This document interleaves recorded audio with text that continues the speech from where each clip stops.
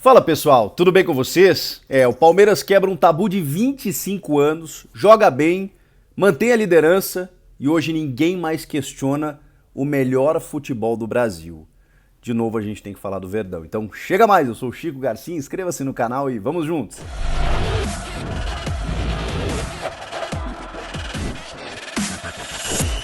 Gente, Palmeiras venceu o Coritiba sem fazer muito esforço. Essa foi a sensação que passou. Foi um 2-0, que poderia ter sido mais. Houve outros dois gols corretamente anulados por impedimento, mas o Everton até fez duas defesas difíceis, né? Uma do Adrian Martinez, em que ele chega na frente do Everton. Impressionante a técnica que o Everton tem de crescer na frente do atacante. E o Cleiton já nos acréscimos, quando o jogo já estava 2-0. E ele também, da mesma forma, fechou totalmente o espaço do atacante. É um goleiro que não é espalhafatoso, mas tem uma técnica muito apurada. Hoje é o melhor goleiro do futebol brasileiro, sem dúvida alguma. Muitos até falam que ele poderia ser titular da seleção. A gente sabe que o nível na Europa é outro, mas a gente está bem servido de goleiros, né? Mas o Everton é impressionante. Aqui no Brasil ele sobra. Como está sobrando o Palmeiras, né? Quando a gente falava lá no início da competição, no início da temporada, que Palmeiras, Atlético Mineiro e Flamengo dominariam as atenções, é por conta do elenco, da capacidade. O Galo terminou o ano muito bem, mas houve uma troca no comando. Da mesma forma o Flamengo, que não terminou o ano tão bem assim, mas chegando nas competições, né? E também as constantes trocas de técnico no Flamengo também prejudicam, obviamente, o bom elenco que tem o Flamengo, mas que já não consegue oferecer muita coisa. Claro que agora com o Dorival Júnior eu acho que a tendência é melhorar. Não é esse Flamengo aí, mas o problema é que talvez não dê mais tempo no Campeonato Brasileiro. E pode ser que nas outras competições, né, o Flamengo volte a viver um bom momento. Agora, hoje, e talvez seja difícil alguém bater isso, o Palmeiras é muito consistente, cara. O Palmeiras é muito equilibrado. O Palmeiras tem... E isso é trabalho, evidentemente, né? A gente está vendo um trabalho consolidado já de um tempo, na sua terceira temporada, né? Que o Abel Ferreira ele chegou, né, 20, 21, 22, não é mágica, não é receita. E claro, né, tem toda a competência, o talento dele, da sua comissão técnica, de encontrar um sistema em que as peças saem, como saiu o Matias Vinha e chegou o Piquerez, como você precisar do Mike na final da Libertadores e ele jogar uma enormidade, sendo que o teu titular é o Marcos Rocha, que hoje é o melhor da posição.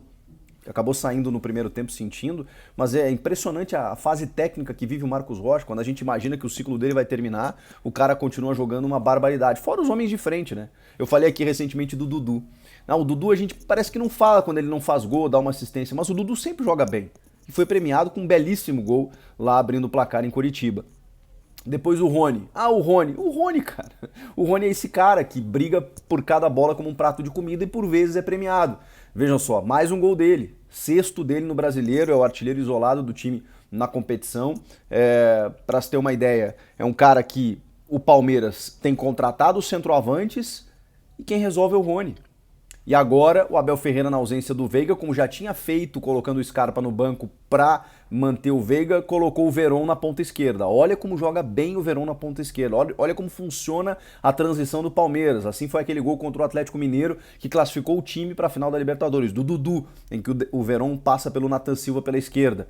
O segundo gol foi um contra-ataque de manual maravilhoso, puxado pelo Zé Rafael, o trem, em que ele arranca e dá um passe primoroso, né, por cima da cobertura da defesa para o Veron, que centraliza e o Rony faz o gol. É um time que sabe jogar na transição, que tem jogada ensaiada, como no primeiro gol, né, que o Gustavo Scarpa tabela com o Marcos Rocha, a bola sobra para o Dudu, que tem triangulação. O Dudu teve outras oportunidades em tabela com o Rony, que às vezes caía pela direita, né, deu um passe de calcanhar maravilhoso para o Dudu chutar uma hora em cima do goleiro, outra hora por cima.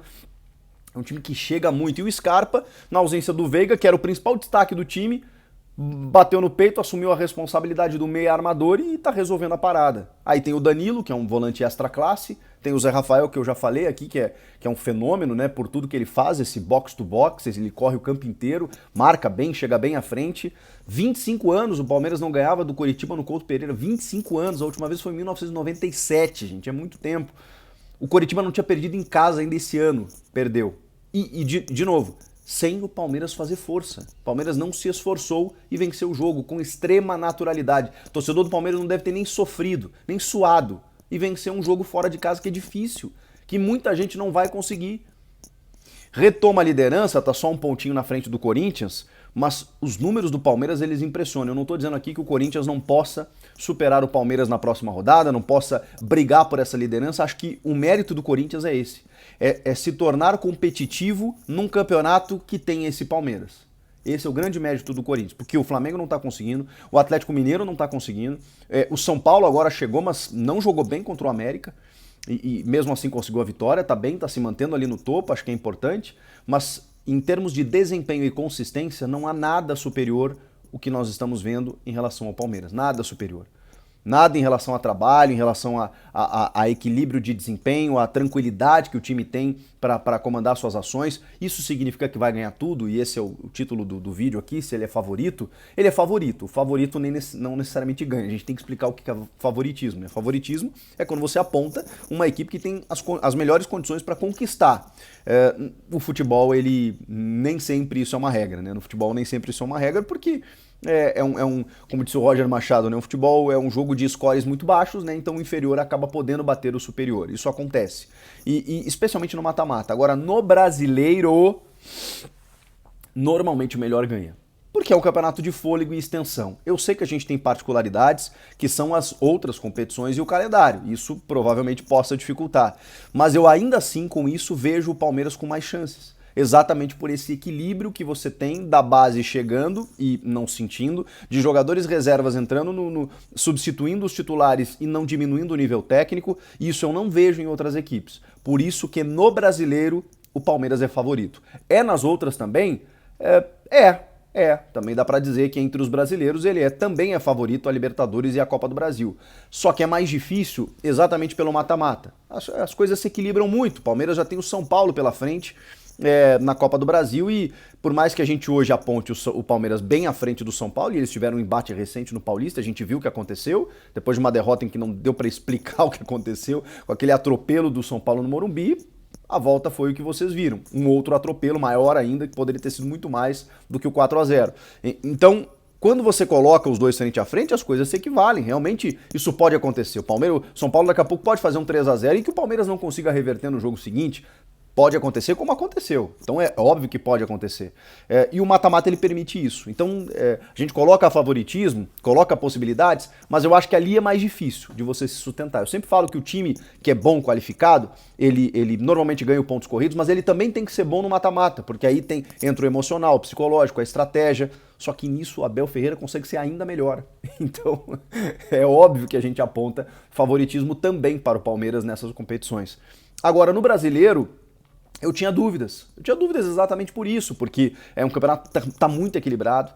O Corinthians está conseguindo se manter ali, mesmo não jogando um futebol plasticamente bonito, e com também um trabalho que começou faz pouco tempo, e com desfalques, jogadores, o Fagner não volta há mais de um mês, o William não joga todas as partidas, o Renato Augusto da mesma forma, o português tá implementando um rodízio, nem sempre os caras entendem, tem dificuldade de entrosamento, aí ganha lá por 1-0, aquela coisa toda. Chega um momento em que, obviamente, isso faz falta, né? Em que momento isso vai acontecer? O Corinthians vai conseguir se manter? As outras equipes vão conseguir chegar? Por isso que eu vejo o Palmeiras hoje muito distante das outras equipes. É possível que ele tropece ali na frente por conta de outras atenções, de desfalques que venham a acontecer, por conta das outras competições. Realmente isso é uma possibilidade. Agora, não tem como a gente não dizer que nesse momento o Palmeiras joga o melhor futebol, futebol bonito de se ver, bom de ver. Você vê o Palmeiras jogando, você vê trabalho, você vê organização, você vê jogada ensaiada, você vê que as coisas acontecem por conta de algo. Não são simplesmente vitórias aleatórias, são vitórias convincentes, em que você percebe que ali há um trabalho, uma consistência.